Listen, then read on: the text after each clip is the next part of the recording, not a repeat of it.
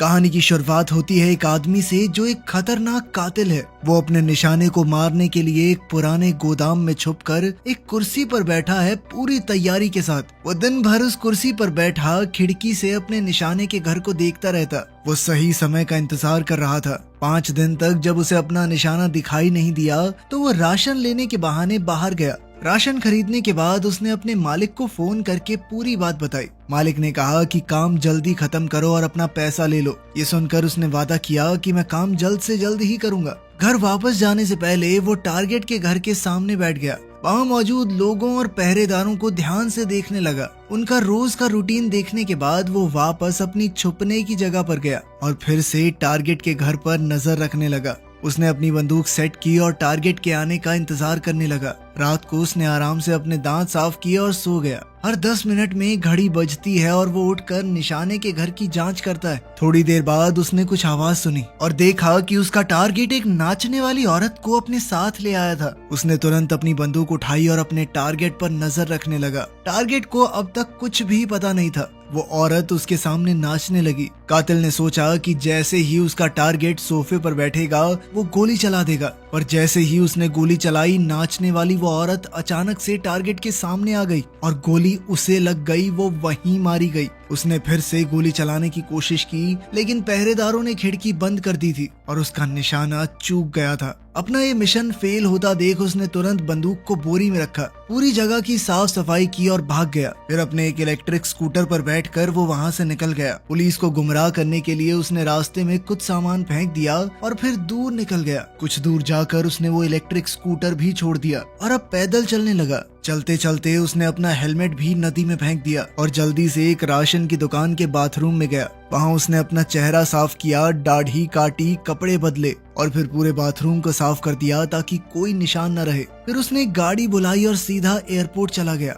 Airport पर पहुंचकर उसने बंदूक को कचरे के डब्बे में डाल दिया और हवाई जहाज की टिकट लेने के लिए लाइन में लग गया। जब वो लाइन में खड़ा था तो उसने देखा कि एक पुलिस का कुत्ता उसे घूर रहा है। वो घबरा गया और दोबारा बाथरूम में जाकर अपने आप को साफ किया। वो दोबारा से लाइन में लगा और एक नकली पहचान फेलिक्स अंगर के नाम से वीजा लिया। हवाई जहाज में बैठते वक्त उसे मालिक का फोन आया। उसके मालिक ने उसे बहुत डांटा कि सारा काम खराब करके आया तू, क्या किया ये सब। वो कातिल से काफी नाराज था। कातिल ने फोन काट कर मोबाइल तोड़ दिया और जहाज में चढ़ गया। जहाज में उसने एक अजीब आदमी को देखा तो फिर जहाज से उतरते ही उसने एक और टिकट ली, लेकिन इस बार नए नाम से। फिर उसने देखा कि वो आदमी भी वहीं वेट कर रहा है, तो उसने आगे का सफर अगले दिन के लिए टाल दिया। उसने एक होटल में कमरा लिया और दरवाजे पर जाल लगा दिया और खुद चाकू लेकर एकदम चौकन्ना बैठ गया कि जैसे ही कोई अंदर आएगा मार डालूंगा। लेकिन रात भर कुछ भी नहीं हुआ, कोई नहीं आया। अगले दिन वो प्लेन में चढ़कर अपने देश डोमिनिकन रिपब्लिक वापस गया। अपने घर पहुंचने पर उसने गेट के पास एक आदमी के जूते के निशान और जली हुई सिगरेट देखी। उसका शक पक्का हो गया कि यहाँ कोई तो जरूर है। उसने तुरंत बंदूक उठाई और घर की तरफ दौड़ा। घर के अंदर उसने खून के दाग देखे और समझ गया कि कोई तो घर में घुसा हुआ है। उसने अपनी गर्लफ्रेंड को फोन किया। जब उसने फोन उठाया तो वो अस्पताल में दौड़ता हुआ गया। वहाँ उसकी गर्लफ्रेंड उसे बेहोश कोमा में मिली और उसका भाई उसके साथ था। भाई ने बताया कि 2 कातिल, एक आदमी और एक औरत उनके घर में घुस आए थे। उनका असली टारगेट तो तुम थे, लेकिन जब उन्हें तुम नहीं मिले तो तुम्हारी गर्लफ्रेंड के ऊपर हमला कर दिया। उसने बड़ी मुश्किल से उन कातिलों से लड़कर अपनी जान बचाई थी, लेकिन फिर भी काफी चोट लगी। बचकर जब वो वहाँ से भागी और छुप गई तो उसने देखा कि वो दोनों कातिल एक हरे रंग की छत वाली टैक्सी में निकल गए। इस पूरी घटना को समझने के बाद कातिल ने फैसला किया कि वो रात भर अपनी गर्लफ्रेंड की देखरेख करेगा। थोड़ी देर बाद लड़की बेहोशी से जाग गई और उसे सब कुछ बताया। उसने बताया कि वो दोनों कातिल मुझे पकड़कर टॉर्चर कर रहे थे, तुम्हारे बारे में जानकारी निकलवाना चाहते थे। मैंने भी दर्द सह लिया लेकिन कुछ बताया नहीं। अपने प्यार को इस हालत में देखकर उसका दिल भर आया और उसने फैसला किया कि बदला तो लेकर रहेगा। उसी रात उसने घर लौटकर अपने छुपाए हुए हथियारों का डब्बा निकाला। अगले दिन वो शहर में गाड़ी चलाकर उस टैक्सी को ढूंढने लगा जो दोनों कातिलों को लेकर गई थी। उसकी गर्लफ्रेंड के भाई ने बताया था कि टैक्सी की छत हरी थी। तो वो पूरे शहर में ऐसी टैक्सी को ढूंढने लगा। पूरे दिन की तलाश के बाद भी जब वो टैक्सी नहीं मिली तो उसने एक और नया तरीका निकाला। उसी रात वो टैक्सी कंपनी के ऑफिस में गया और मैनेजर को बंदी बना लिया। फिर वो उनके कंप्यूटर में लॉगिन करके उस टैक्सी ड्राइवर का पता लगाने लगा जो दोनों कातिलों को उसके घर से ले गया था। टैक्सी ड्राइवर की जानकारी मिलते ही वो उसकी फाइल लेकर चला गया। अगले दिन वो स्टेशन के बाहर उस टैक्सी ड्राइवर का इंतजार कर रहा था। जैसे ही ड्राइवर नौकरी के लिए आया वो उसका पीछा करने लगा और एक पैसेंजर बनकर उसकी गाड़ी में चढ़ गया। बेचारे ड्राइवर को कुछ नहीं पता था कि उसके साथ क्या होने वाला है। वो एक बेहद खतरनाक इंसान को पीछे बैठाकर शहर घुमा रहा था। जब ड्राइवर ने पीछे मुड़कर कुछ पूछना चाहा तो उसने कातिल के हाथ में बंदूक देखी और डर गया। उसे लगा कि ये कोई छोटा मोटा चोर है, इसीलिए उसने अपना वॉलेट निकाल कर उसे दे दिया। लेकिन कातिल को उसके चंद रुपए नहीं चाहिए थे। उसने बंदूक टिकाकर पूछा कि उन 2 पैसेंजर्स को उस घर से कहां पर छोड़ा। ड्राइवर को अपनी जान बचानी थी तो उसने बढ़िया दिमाग लगाया और अच्छे से याद करके सब कुछ बता दिया। उसने बताया कि मैंने उन दोनों को एक प्राइवेट एयरपोर्ट से पिक करके एक घर तक छोड़ा था। उसके बाद बाहर ही रुककर मैंने उनका इंतजार किया। जब वो वापस आए तो दोनों ही घायल दिख रहे थे, लेकिन मैंने कुछ नहीं पूछा। उसने उन्हें फिर से उसी प्राइवेट एयरपोर्ट पर छोड़ दिया जहां से उन्हें लेकर आया था और उसे पूरे पैसे मिल गए। थोड़ा याद करते हुए ड्राइवर ने ये भी बताया कि जब दोनों घर से बाहर आए थे तो आदमी की टांग बहुत बुरी तरह से घायल थी, लेकिन मैंने कुछ पूछा नहीं कि बड़े लोग लग रहे हैं, एयरपोर्ट से आना जाना है। सर मुझे मत मारना, मैंने उन्हें बस एयरपोर्ट तक छोड़ा था, मेरी कोई गलती थोड़ी है। इसके बाद कातिल ने कहा कि मुझे एक सुनसान जगह पर ले चलो। ड्राइवर ने कहा कि आपको जो भी पूछना है मैं बताने को तैयार हूँ, मुझे मारना मत। लेकिन अचानक कातिल ने उसे मार दिया और वहाँ से निकल गया। इसके बाद कातिल ने अपनी एक और नई पहचान बनाई, जिसकी मदद से वो हवाई जहाज की टिकट लेकर न्यू ऑरलीन्स चला गया ताकि वो उन दोनों कातिलों को ढूंढ सके जिन्होंने उसकी गर्लफ्रेंड को चोट पहुंचाई है। न्यू ऑरलीन्स पहुंचकर उसने एक बस किराए पर ली और खुफिया स्टोरेज यूनिट तक जाकर कुछ बंदूक और नया आइडेंटिफिकेशन कार्ड निकाल लिया। फिर उसने बस की नंबर प्लेट बदल दी और एक सफाई कंपनी के पास जाकर सफाई कर्मचारी बन के काम करने लगा। उस कंपनी में रजिस्टर करने के बाद उसे कुछ सामान दिया गया। कंपनी से वो सामान लेकर वो अपने मालिक की कंपनी के सामने पहुंच गया और सोचा कि अंदर घुसने के लिए सफाई करने का बहाना परफेक्ट रहेगा। जब वो बाहर खड़ा था तो उसे पता चला कि अंदर जाने के लिए एक पास चाहिए, तो उसने बिल्कुल सही मौके का इंतजार किया। जब माल ले जाने वाली गाड़ी आई तो उसके दिमाग में ख्याल आया। उसने अपना कचरे का डब्बा निकाला और दरवाजे की तरफ जाते हुए ऐसे दिखाया कि ये डब्बा तो बहुत भारी है और इस डब्बे को उठाने में उसे बहुत दिक्कत हो रही है। डिलीवरी वाले को लगा कि ये आदमी अपना पास कैसे निकालेगा, तो उसकी मदद करने के लिए उसने गेट पर अपना पास लगा दिया और लिफ्ट को ऑपरेट करने में भी मदद की। अंदर जाकर कातिल ने सफाई कर्मचारी होने का नाटक किया और कुछ देर बाद डिलीवरी वाला वहां से चला गया। फिर उसने अपनी बंदूक निकाल ली और अपने मालिक के दफ्तर में घुस गया। वहां उसने दफ्तर में अपने मालिक की सेक्रेटरी को देखा। उसने बंदूक की नोक पर सेक्रेटरी से मालिक को बंधवा दिया। उसने उसे धमकी दी कि दोनों कातिलों के बारे में जल्द से जल्द बताओ मुझे। डर के मारे मालिक ने कहा कि मेरा इस सब से कोई लेना देना नहीं है, मैं सच कह रहा हूँ। उसने बताया कि जिस कस्टमर ने फिरौती के पैसे दिए थे वो नाराज है क्योंकि काम पूरा नहीं हुआ। उसने ही वो गुंडे भेजे होंगे तेरी गर्लफ्रेंड पे हमला किया जिन्होंने। मारना तो वो तुम्हें ही चाहते थे पर तुम घर पर थे नहीं तो वो बेचारी हत्या चढ़ गई। साथ ही मालिक ने कातिल को डांटा कि तुम अपने शहर में वापस क्यों आए हो। उसने कहा कि जल्दी से अपनी पहचान बदलकर सालों के लिए कहीं गायब हो जाओ ताकि वो कस्टमर तुम्हें ढूंढ ना पाए। कातिल ने उसकी सलाह पर कोई ध्यान नहीं दिया और पास ही में पड़ी हुई एक नेल गन उठा ली। पहले उसने नेल गन का इस्तेमाल लैपटॉप पर किया और आंखों ही आंखों में धमकी दी कि अगर कुछ नहीं बताया तो अगली बारी आपकी है सर।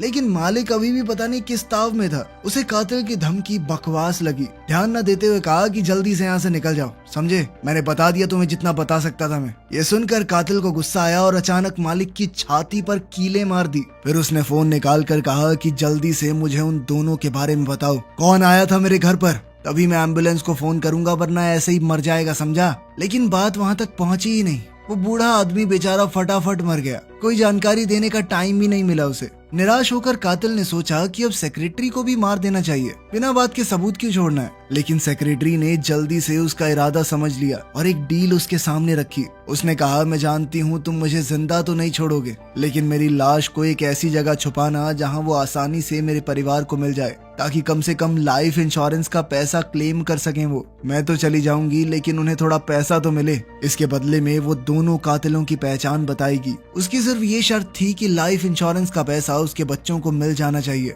अगर वो उसे मार कर इस घटना को हादसा दिखा दे तो पैसे आसानी से मिल जाएंगे। कातिल इस बात से राजी हो गया, उसकी रस्सियां खोल दी और उसे फिलहाल के लिए छोड़ दिया। फिर उसने मालिक की लाश को लपेटकर अपने कचरे के डब्बे में डाल दिया। ऑफिस साफ करने के बाद वो सेक्रेटरी के पीछे पीछे चल पड़ा। जब वो उसके घर जा रहे थे तो सेक्रेटरी ने अपनी जान की भीख मांगनी शुरू कर दी। उसने कहा कि तुम जो कहोगे मैं करूंगी, प्लीज मेरी जान बख्श दो। पर कातिल ने उसकी बात पर ध्यान नहीं दिया। जब वो गैराज खोलने गया तो सेक्रेटरी ने चिल्लाकर भागने की कोशिश की ताकि कोई उसे सुन ले, बचा सके, लेकिन किसी ने नहीं सुना। कातिल ने बड़ी आसानी से उसका गैराज खोला और गाड़ी अंदर ले गया। अंदर जाकर सेक्रेटरी ने उसे उन 2 कातिलों के बारे में बताया और एक पोस्ट कार्ड दिखाया जिसमें लिखा है कि किसने उसकी मौत का ऑर्डर दिया था। जरूरी जानकारी मिलने के बाद उसने औरत की गर्दन तोड़ दी और सीढ़ियों से नीचे धक्का दे दिया ताकि लोगों को लगे कि उसकी मौत एक एक्सीडेंट है और उसके बच्चों को इंश्योरेंस के पैसे मिल जाएं। इसके बाद वो स्टोरेज यूनिट में गया और अपने हैंडलर की लाश जला दी। फिर उसने एक ब्रिज पर जाकर बची खुची राख को हवा में उड़ा दिया। किसी को उस पर बिल्कुल भी शक नहीं हुआ। उस रात उसने बस को अच्छी तरह से साफ किया, वो नकली नंबर प्लेट फेंक दी और फिर अगले दिन बस रेंटल कंपनी को वापस कर दी। फिर वो सीधा फ्लोरिडा गया उन 2 कातिलों को ढूंढने के लिए जिन्होंने उसकी गर्लफ्रेंड को टॉर्चर किया था। वहाँ जाकर उसने सोचा कि पहले उस आदमी कातिल को ढूंढता हूँ, बाद में उस औरत की बारी। उसने ध्यान से मेल किलर का घर देखा जहाँ कुछ आदमी एक कुत्ते के साथ खेल रहे थे। उनमें से एक आदमी को उसने पहचान लिया क्योंकि वो थोड़ा लंगड़ा रहा था। उसने पूरा दिन घर के बाहर सही वक्त का इंतजार किया। शाम को उसने देखा कि वो लोग कसीनो जा रहे हैं तो वो उनके पीछे गया और उन्हें देखता रहा। फिर वो रात में वापस किलर के घर आया, लगभग 12 बजे। इस वक्त कातिल अकेला घर पर आया। जैसे ही वो अंदर गया बदले का प्लान शुरू हो गया, लेकिन कुत्ता अचानक उसे देखकर भौंकने लगा। उसने कुत्ते को कुछ खाने को दिया जिसके अंदर नशीली दवाई थी ताकि कुत्ता सो जाए। कुत्ते के सोने के बाद वो घर के अंदर घुस गया और अचानक से किलर ने उस पर हमला कर दिया। उस किलर ने भी पहले से अंदाजा लगा लिया था कि वो बदला लेने जरूर आएगा। दोनों में जबरदस्त लड़ाई हुई। दोनों एक के बाद एक दूसरे पर वार करते जा रहे थे, लेकिन आखिर में जब कातिल उस आदमी पर भारी पड़ने लगा तो ये देखकर उसने बंदूक निकाल ली, लेकिन हमारा कातिल एक कमरे में छुप गया। उसने कमरे से चिल्लाकर कहा कि जॉन, मैं तुम्हारा असली नाम जानता हूँ, आ जाओ, मार दो मुझे, कर दो सारे सबूत खत्म। जॉन ने भी उसका चेहरा देख लिया था तो वो कमरे की तरफ बढ़ा, पर कातिल ने बड़ी चालाकी से बंदूक उठाई और दरवाजे के आर पार गोली चला दी, जिसके बाद जॉन मारा गया। गोली की आवाज सुनकर कुत्ता जाग उठा और अपने मालिक को बचाने के लिए भागा, लेकिन कातिल तब तक घर से निकल गया था और कुत्ते को उसने गैराज में ही बंद कर दिया। उसने एक पेट्रोल बम जलाकर घर की तरफ फेंक दिया, जिससे पूरे घर में आग लग गई और बहुत बड़ा धमाका हुआ। इसके बाद वो टेरेसा नाम की उस औरत के पीछे गया जिसका उसकी गर्लफ्रेंड को टॉर्चर करने में हिस्सा था। जल्द ही वो एक झूठी पहचान के साथ फ्लाइट पकड़कर न्यूयॉर्क पहुंच गया। वहां जाते ही उसने एक गाड़ी रेंट की और टेरेसा के घर तक गया। उसने पूरा दिन बाहर इंतजार किया सही वक्त के लिए। रात को उसने देखा कि टेरेसा घर से निकली और एक महंगे रेस्टोरेंट में गई। उसके साथ एक आदमी भी था। जैसे ही वो आदमी वहां से गया, कातिल अंदर घुस गया। टेरेसा ने उसे पहचान लिया और समझ गई कि वो उसे मारने आया है। उसने एक बहुत महंगी ड्रिंक ऑर्डर की और पूछा कि क्या तुमने अपने हैंडलर को मार दिया? कातिल ने सिर्फ हाँ में सर हिला दिया। उस औरत ने ड्रिंक ली और कहने लगी कि मैंने सब कुछ क्लाइंट के कहने पर किया है। मेरा तुमसे या तुम्हारी गर्लफ्रेंड से कोई पर्सनल बैर तो है नहीं। उसने कहा कि मैं तो टॉर्चर के खिलाफ थी, मेरा सीधा था, मैं सिर्फ तुम्हें मारने आई थी, पर जब तुम नहीं मिले तो जो मेरा साथी था उसने तुम्हारी गर्लफ्रेंड को टॉर्चर किया। ये सब सुनने के बाद भी कातिल ने कहा कि मैं तुम्हें छोड़ूंगा तो नहीं। इसके बाद टेरेसा उसके साथ चल दी एक सुनसान पार्क की तरफ ताकि ये फैसला किया जा सके कि उनमें से कौन जिंदा रहेगा। सीढ़ियां उतरते हुए वो गिर गई और अपना हाथ उसकी तरफ मदद के लिए बढ़ाया, लेकिन कातिल ने उसका हाथ नहीं पकड़ा। उसने सीधा उस पर गोली चला दी। उसका शरीर सीधा सीढ़ियों से नीचे गिर गया। टेरेसा कभी भी उसके ऊपर हमला कर सकती थी। उसने अपने हाथ में एक छुरी छुपा रखी थी। खैर, कातिल ने तुरंत पार्क छोड़कर शिकागो की फ्लाइट पकड़ी ताकि अब वो उस क्लाइंट को मार सके जिसने ये सब करने का ऑर्डर दिया था। उस आदमी के बारे में थोड़ी रिसर्च करके उसे पता चला कि वो तो बहुत अमीर है, इसीलिए उसे मारना थोड़ा मुश्किल होगा। इसीलिए वो उस आदमी के घर के बाहर इंतजार करने लगा, उसकी हरकतों पर नजर रखने के लिए। जब वो आदमी गैराज से गाड़ी लेकर निकल गया तो कातिल ने ऐसा दिखाया मानो वो सड़क पर एक आम आदमी की तरह घूम रहा है और मौका देखकर फट से गैराज में घुसने की कोशिश की, लेकिन तभी उसने देखा कि घर का दरवाजा तो बंद है। तो उसने ताले ताले की फोटो ले ली और तुरंत इस बात पर रिसर्च करने लगा कि इस ताले को कैसे खोला जाए। उसने ताला खोलने के लिए एक खास तरह की क्लोनिंग डिवाइस को ऑर्डर किया। फिर वो बैंक गया और अपने सारे पैसे एक दूसरे देश के अकाउंट में जेफरसन नाम के एक आदमी को ट्रांसफर कर दिए। इसके बाद वो एक लोकल डीलर से बंदूक खरीदने गया। जब उसका क्लोनिंग डिवाइस आ गया तो उसने उसी फ्लोर पर एक जिम का सेशन बुक किया जहाँ पर क्लाइंट रहता था। एक सफाई करने वाले से वर्कर पास चुरा कर उसने कॉपी बना ली। उसी दिन बाद में वो अपने फर्जी की कार्ड की मदद से बिल्डिंग के अंदर घुस गया और जल्द ही क्लाइंट के कमरे तक जा पहुंचा। क्लाइंट ने उसे पहचाना नहीं और कहने लगा कि तुम कौन हो, यहाँ कैसे घुस आए। कातिल को लगा कि ये बस अनजान बनने की कोशिश कर रहा है, तो कातिल ने सेक्रेटरी का दिया हुआ वो पोस्ट कार्ड दिखा दिया जिस पर सुपारी देने वाले का नाम लिखा था। पोस्ट कार्ड देखकर क्लाइंट को अचानक याद आया कि ये तो वही आदमी है जो पहले टारगेट को मारने में नाकाम हो गया था। जैसे ही उसे याद आया उसने कहा कि मेरा इस सब से कोई लेना देना नहीं है। उसने कहा कि जब तुम्हारा मिशन फेल हो गया था तो मैंने मान लिया कि चलो भाई इंसान से गलती हो जाती है, लेकिन तुम्हारा जो हैंडलर है उसने कहा नहीं सर ये कातिल की गलती है, सजा मिलनी चाहिए, इसे फेल हुआ है ये। तुम्हारे हैंडलर ने मुझसे $1,50,000 और मांगे ताकि तुम्हें मार दिया जाए और सारे सबूत मिट जाएं। मतलब इस सब के पीछे हैंडलर का ही हाथ था, क्योंकि असल में तो उसे गुस्सा आ रहा था कि उसका आदमी फेल कैसे हुआ। अगर वो जिंदा रहेगा तो हो सकता है पुलिस उसे ढूंढ ले और फिर हैंडलर भी पकड़ा जाए। इसीलिए हैंडलर ने उसे खत्म करने की ये पूरी चाल बनाई। क्लाइंट फिर से कहने लगा कि उन 2 कातिलों को भेजने में मेरा कोई हाथ नहीं था। कुछ देर तक उसकी बातें सुनकर कातिल को उसकी बात पर यकीन हो गया, लेकिन जाने से पहले उसने क्लाइंट को चेतावनी दी कि उसकी पहचान किसी को ना बताए। क्लाइंट ने डरते डरते हाँ में जवाब दिया। फिर कातिल वापस डोमिनिकन रिपब्लिक गया और वहाँ पहले से काफी बेहतर हो चुकी अपनी गर्लफ्रेंड का ध्यान रखने लगा। उसने ये बुराई का रास्ता छोड़ दिया और अब एक आम इंसान की तरह जीने लगा। वीडियो पसंद आई तो लाइक कर देना, चैनल को सब्सक्राइब कर लेना। मिलते हैं अगली वीडियो में।